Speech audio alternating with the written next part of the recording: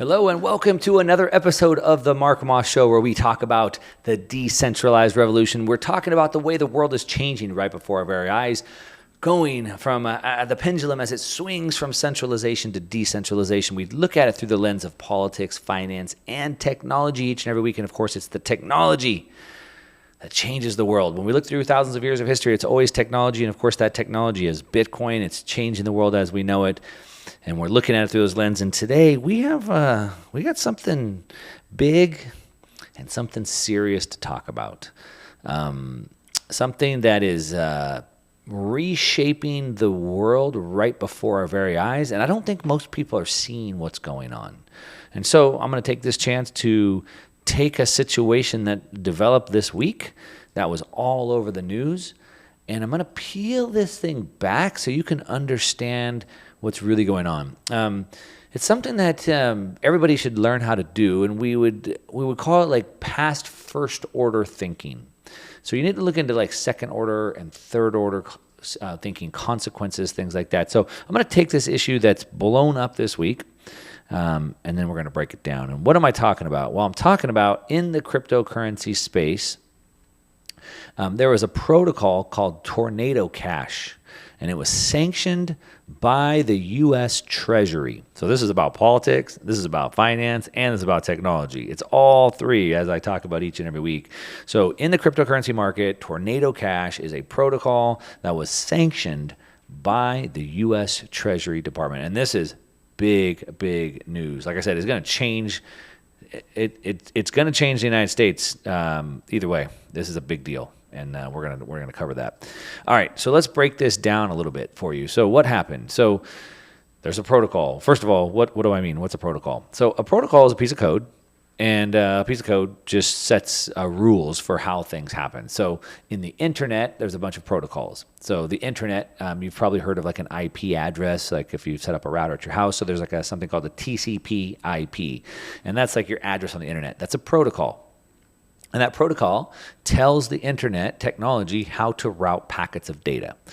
Then we have an email protocol that's called SMTP. I'm sure you've probably come across that before, setting up your Gmail or whatever. And so SMTP is a protocol that helps that computer code route email. Then we have, like, let's say, security on websites. If you go to your website in your browser, it always starts with HTTPS. It doesn't always have the S, but most of the time it always has the S now. And that's a new protocol that helps the code know how to secure the website. So these are protocols. Now, nobody owns the SMTP protocol for email. Nobody owns it. But if I wanted to start an email company like MailChimp or ActiveCampaign or Klaviyo or Gmail, then I run Gmail or I run MailChimp, but I build it on the SMTP protocol. That protocol that isn't owned by anybody. It's just a piece of code. It's a generally agreed to code that everybody uses. It's a standard. Okay, it's not owned by anybody. There's no company. There's no business. There's no president of the protocol. There's no marketing department. It's just a protocol. Does that make sense? All right, so I wanted to define that first. Okay, so in the cryptocurrency space, we have lots of protocols. Bitcoin is a protocol. Bitcoin is a piece of software. It's a piece of code that was developed, and it's a public good. Anybody could use it. It's permissionless. It's just a piece, just like SMTP. Anybody could use SMTP. It's permissionless. It's not owned by anybody. There's no president. There's no corporation. It's just a piece of code. It's a piece of software. Now, it uses a lot of different things. Bitcoin does. One of which is a blockchain. People say, oh, it's not Bitcoin that's revolutionary, it's the blockchain. Well, that's not true. Bitcoin uses lots of things to make it revolutionary, one of which is a blockchain. As a matter of fact, in the Bitcoin white paper, they never used the word blockchain. They used the word time chain. That's a whole different conversation. Hit me up on social media and let me know if you'd like me to do a video on that. But it uses the blockchain or time chain. It also uses something called cryptography. We're going to talk about that because that's a big deal for what we're talking about today. It uses other things like peer-to-peer, game theory, uses the internet, right? It uses lots of different things. All right, so we have a protocol like SMTP or HTTPS or TCP/IP or Bitcoin, owned by nobody, a public good, right? And this specific protocol, Tornado Cash, is a protocol for the Ethereum network. And what it does is it allows people to collectively spend money. So I have $100, you have $100. Let's both put it in the pot, and we'll pay out $50 to that person, $25 to that person, and $50 back to that person. Now, what they argue it's used for, and I would agree it typically is used for, is to mix transactions. So I have a stack of $100 bills. You have a stack of $100 bills. Let's put both stacks in the pot. Let's put them in the dryer, to fumble them all around, and let's just divide up the $100 each. But we now walk away with different bills than we had before. And so that's kind of how it works. And people use it to put Ethereum in, or they also have them for Bitcoin. This one specifically was for Ethereum, Tornado Cash. And it mixes them. It's a joined spend is what it is. But it's just a protocol. It's just a piece of code. You can use it if you want. You can use it if you don't.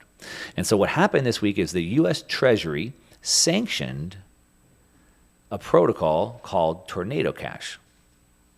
But what's big about this is that this has never happened before. Sanctions go against people who do bad things, or maybe businesses or governments. So like Russia is under sanctions right now, for example. Iran has been sanctioned, right? So governments, regimes, people are sanctioned, but not tools, not public goods. And I'm going to explain to you why that is in a minute. But before we dig into what really happened here, well, let's finish what happened, and then I'm going to expand it out, and then I'm going to bring it all the way back down to why it matters to you right now, today, no matter where you live, and why this is going to change your life, and probably not for the better. Probably not for the better, but you need to be aware of what's going on. So I'm always going to tell you what I wish I would hear if I was on the other side of the table, so I'm not going to hold back on you today. All right, so Tornado Cash. The U.S. Treasury moved in to sanction it, and they said that anybody that interacts with this will be guilty of avoiding sanctions. Now, sanctions is a very serious charge. As a matter of fact, if you evade or go around sanctions, you're potentially facing 30 years in prison, even if there was no intent and it happened without your knowledge. Now, that's a key piece to hit on. Why? Well, because in order to prove a crime, there has to be criminal intent. That intent word is a big thing. That means I have to have intended to cause it, to do a crime. I have to intend it to. If it was an accident, then you could charge me with like manslaughter, right? If it was a vehicle, for example. But manslaughter, it's an accident. I killed somebody, but it wasn't criminal intent. It wasn't premeditated where I went and drove over that person, right? Now, if I'm a trained professional, there is something called criminally negligent, and that means that you should have known better, but you did it anyway. So then you're criminally negligent. Otherwise, you have to have criminal intent. But what this says with this, with the sanctions, is that you're facing 30 years in prison, even without intent and without your knowledge. So if you happen to use this by accident, even without your knowing, you didn't intend to use it, you didn't even know you used it, it doesn't matter. You're still facing 30 years, which sounds pretty strict, doesn't it? And if you agree with me, then that's part of the problem, and we're going to dig into this a little bit. And so what happens is this protocol, when you use cryptocurrency, Ethereum, Bitcoin, et cetera, it leaves a trail because it's open source, and so we can always see the network. And so maybe I didn't use the protocol, but let's say that somebody paid me with Ethereum, and somebody had paid them with Ethereum, and someone had paid them, and someone had paid them. 6 people ago had used it. But the 6 people in between that person and to me, none of us knew. But all of a sudden, I'm in trouble, even without, I didn't intend to do it. But that's exactly what they did. And so a lot of companies, a lot of businesses all of a sudden started sanctioning or blocking all these types of transactions. Big exchanges started blocking it. Anyway, I'm going to break this down for you. I'm going to show you what the government's really doing, what their real motivation is with this, and what this means for you. All right, so the Treasury Department went to sanction a protocol. Never happened before in history. And most likely it's not going to work. But I'm going to come back to that. All right, but they did it. What happens is the government tries to do all kinds of things that we would consider unconstitutional. The government wants to lock you down. The government wants to force you to put something in your body. The government wants to force you to put something on your face. The government wants to do all these things that are unconstitutional. The problem is somebody has to challenge them. So now I have to go to court, and it has to go up to the Supreme Court. And as we've seen over the last 2 years, over and over and over again, all these mandates that the president, the Biden administration, local governments put into place were all found unconstitutional. They've all been, not all. Lots of them have been found unconstitutional. Lots of them have been overturned, but it took 2 years. It took 2 years to get there. And so this, I believe, will eventually probably be overturned, but this is going to stand for years. Okay, but let's keep going. All right. So, the U.S. Treasury moved against this protocol, which has never been done before. I don't think it works. I don't think it stands as unconstitutional. And they said anybody who interacts with this is going to be in trouble. And so then now all these cryptocurrency exchanges and stuff have begun blocking transactions. One big exchange, DYDX, said it blocked user accounts with even a token link to Tornado Cash. So even any kind of a link, any type of an attachment to Tornado Cash, you're instantly sanctioned. Boom, you're instantly shut off. A lot of people using stable coins. These are dollar-backed stable coins like USDC, for example, had their accounts frozen, seized, blocked, just because they think maybe you might have engaged with this and they don't want anything to do with that. Because again, you're facing 30 years even if you didn't intend to engage and it was done without your knowledge. So they're just completely just blocking all this out. Okay, that's what happened. Now, before we dig through that, I want to just back up a bit. I'm going to frame this up. We're going to jump into a little bit of a political side for a second, because you, whoever you are listening to this right now, you are under attack. When I say you're under attack, I mean your freedoms. Now, I get it. All of a sudden, now freedom is supposedly a dirty word. They've been able to reframe that somehow. This country that I grew up in, that my grandfather and my father went to war to protect for our freedoms, supposedly now freedom is a bad word. So I guess all those deaths, my grandfather's death and my father's war efforts, those were in vain because they fought for our freedom, but now freedom's a bad word. So anyway, I reject that notion. But your freedom is under attack. And what we're seeing is it's a full-fledged attack from every angle. And what they're trying to do is they're trying to corner us in from every single angle. And I'm not going to dig into all these issues, but I'm going to frame up a couple. All right. This week, Alex Jones is the most hated man in the world. All over the news, Sandy Hook and all this. Okay.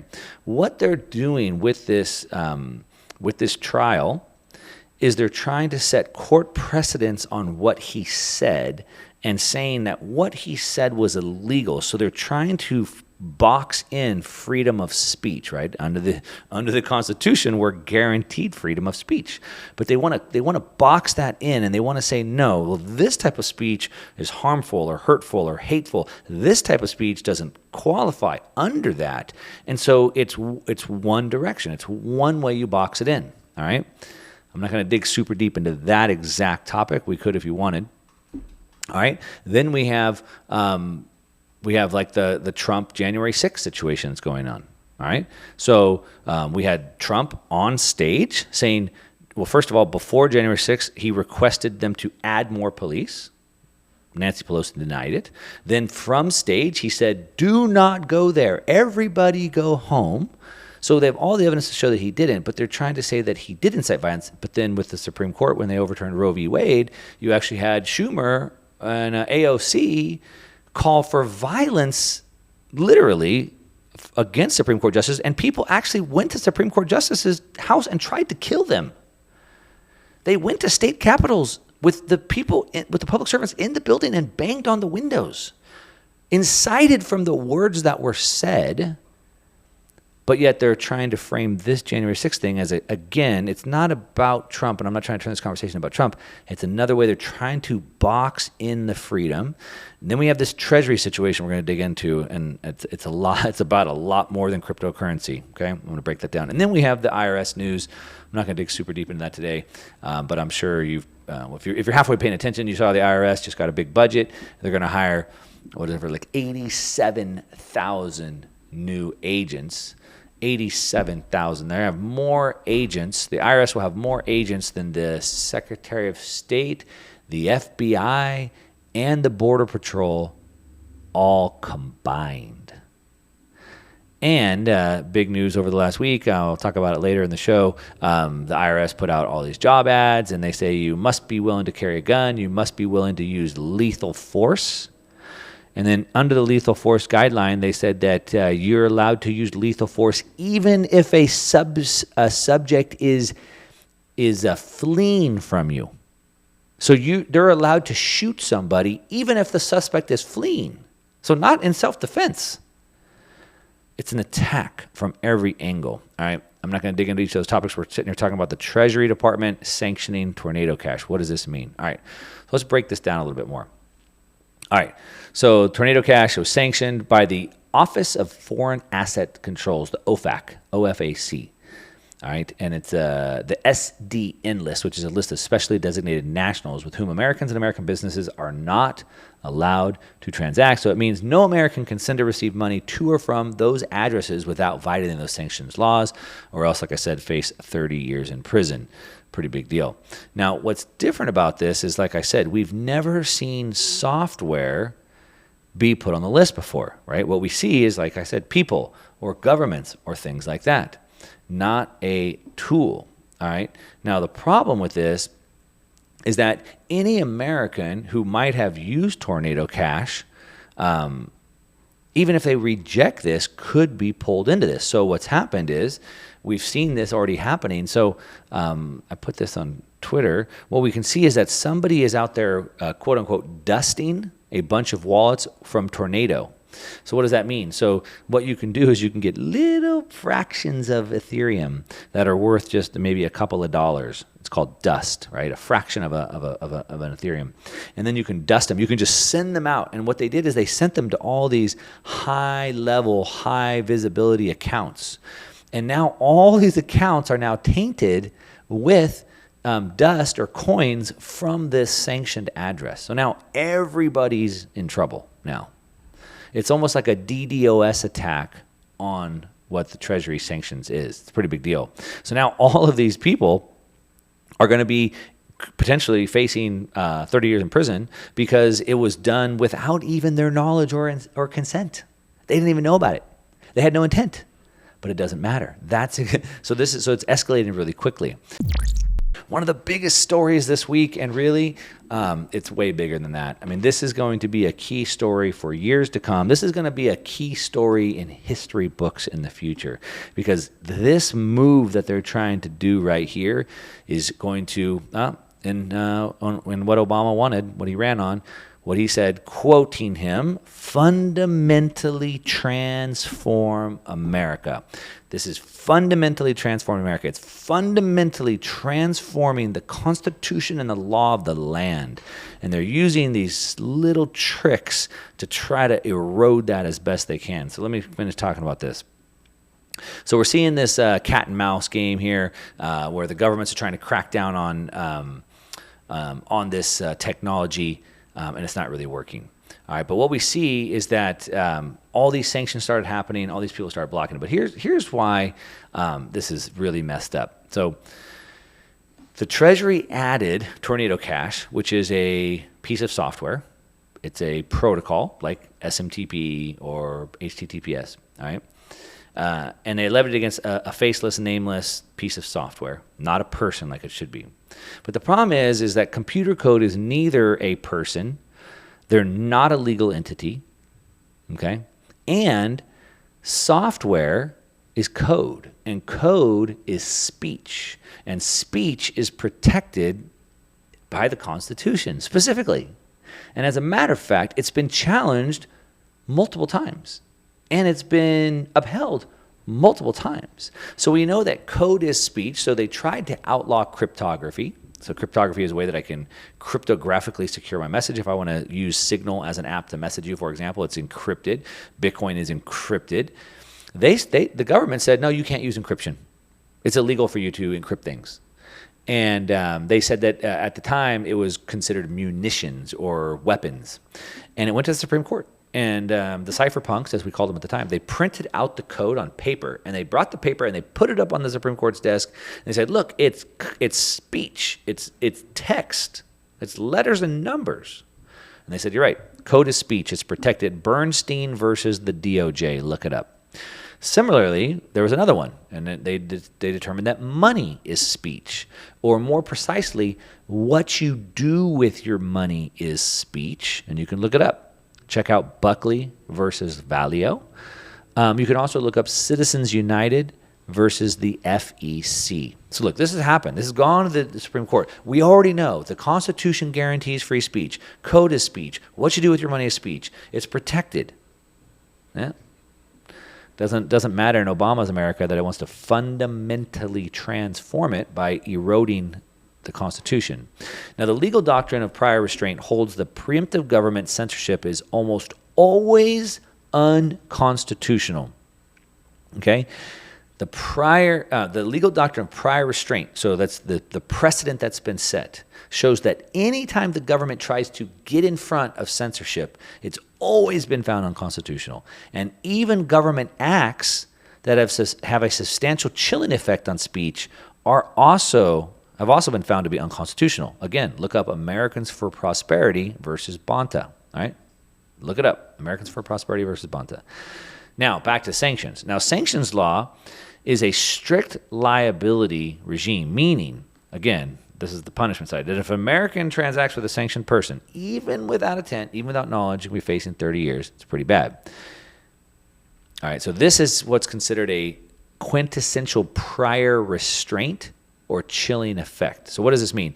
By them saying, hey, we're going to kill you on sight if you do this, even if you don't know, well, what's going to happen? A lot of people are going to chill. I think it's going to have a chill effect. People are going to have a restraint. I'm not going to go anywhere near that because I could unknowingly even get caught up in that, and then I could be facing 30 years. So I'm not even going to go anywhere near it. So it's a prior restraint or chilling effect. But as I just said, even government acts that have a chilling effect on speech have been found to be unconstitutional. So even them doing this that even causes us to act accordingly have been found to be unconstitutional. Americans for Prosperity versus Bonta. All right.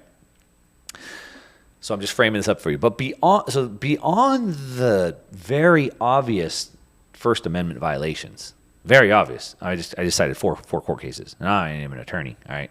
4 court cases right there. Beyond the very obvious First Amendment violation, what they've done here also raises all types of other concerns that are unconstitutional, like, let's see, innocent until proven guilty, or due process, things like that. So let's see. It has due process concerns if the code wasn't afforded adequate notice or opportunity to appeal, and individuals may be implicated without any means to comply. That's not how our justice system works. Now, like I said, this has been found to be unconstitutional. It's been tried multiple times. I gave you multiple precedents. And I feel pretty sure, based off of the way the law is today, not on how it's under attack, but I hope that this is not in the Treasury's favor. I believe as the law stands today, this would be overturned. Okay, but the problem is, as I said before we started going, is that litigation can take years to play out. Going back to the COVID restrictions, Biden's vaccine mandate, it was overturned. Judges found it to be unconstitutional. The mandatory masks on airplanes were overturned. All of these things were, restaurants here in Southern California were shut down, and judges found it unconstitutional. They reversed it. They opened it back up over and over. But it didn't mean all those people didn't lose their businesses. Didn't mean they didn't lose their jobs, lose their homes, whatever they lost. 2 years went by before those things were reversed. So I think that this does not work out in the Treasury's favor. I think that the Supreme Court finds them to be unconstitutional and reverses this, but it could take years. And there can be a lot of damage done in years. Now, this is also based off the Supreme Court that we have. Of course, the Biden administration is trying to change the Supreme Court after the overturn of Roe v. Wade, and they've come out and say that I think AOC and Maxine Waters have come out and said that the Supreme Court is an enemy now. They're a threat to the democracy, they said. They need to now change the makeup, take away the power of the Supreme Court. So as it stands today, I think this doesn't end up in the Treasury's favor. If AOC and Maxine Waters and crew get their way, I mean, who knows? Now, let's dig in a little bit deeper, okay? This is where it starts getting really serious, okay? Now, let's say that tornado cash is used by criminals, though, Mark. Like people, I heard North Korea laundered money through there. And you certainly don't want North Korea to launder money now, do you, Mark? I mean, North Korea is an enemy. They could, shoot a missile at us. And I would say, sure, I certainly don't want to help North Korea. And I think any sensible person wouldn't want to help North Korea, or any bad actor for that matter. I would agree. I agree 100%.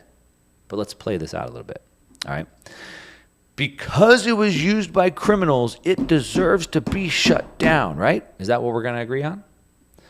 Okay. Well, let me explain why that completely misses the point. And this is where it goes into, remember I said, stop thinking about things in first order thinking. Now take them to second and third or fourth order. So let's think through this. If the Treasury had sanctioned the criminals or the hackers that had used this tool, this protocol, this public good, hey, no problem. Hey, North Korea, you're a bad actor. We're afraid you're going to do a bunch of terrorism. You have nuclear weapons, whatever. We're going to sanction you, right?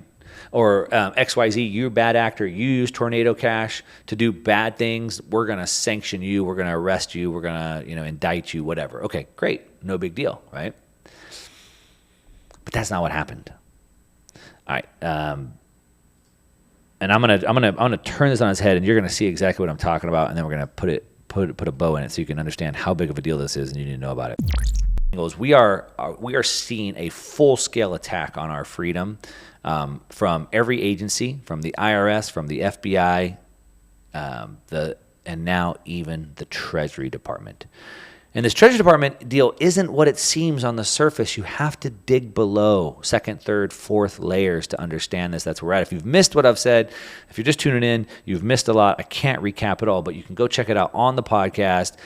Search Mark Moss podcast on your favorite podcast player, or on YouTube. Just search Mark Moss on YouTube, and you'll find it on the Market Disruptors channel as well. So you can watch me live if you want to see what I look like, or check it on the podcast. Okay, so jumping back in. So if the Treasury had sanctioned the criminals, because of course we have laws against doing bad things, that would be okay, but that's not what happened.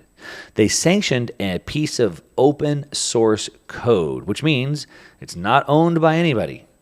Just like SMTP for your email, just like HTTPS for your website, and just like TCP/IP for your internet or whatever. All right, it's not owned by anybody. It's freely available for anyone to use, which makes it a public good. Okay, now this is the crux of the argument right here. It's a public good. So look, we all, me, you, we enjoy the benefits of public goods all the time, every day, in every area of our life, all right?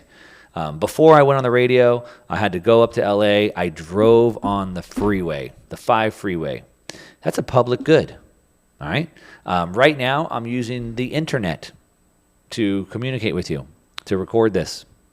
That's a public good, right? The banking system, the roads that we drive on, the highways, the transportation infrastructure, the airplanes, those are all public infrastructure. Those are all public goods. Those are infrastructure that everybody uses all day.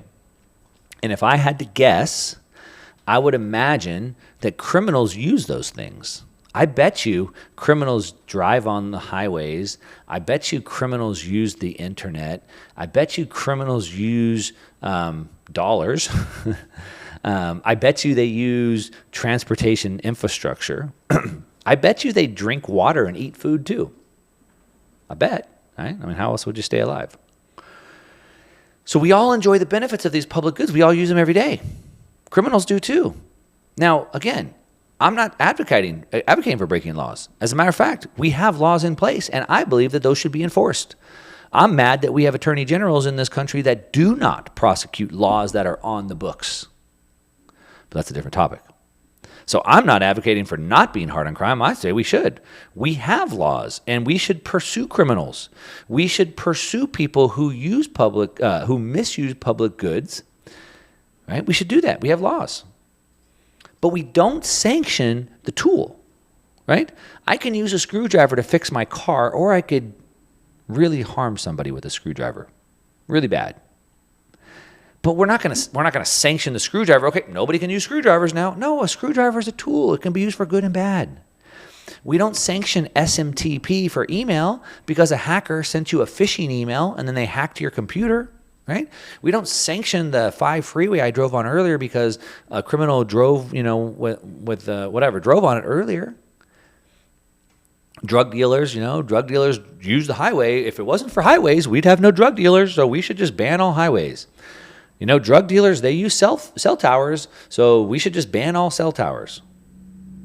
Terrorists, heaven forbid, terrorists use cell phones. No, so let's just ban all cell phones because terrorists use it. And terrorists, they drink water. We should just ban water too. Do you see what I'm talking about?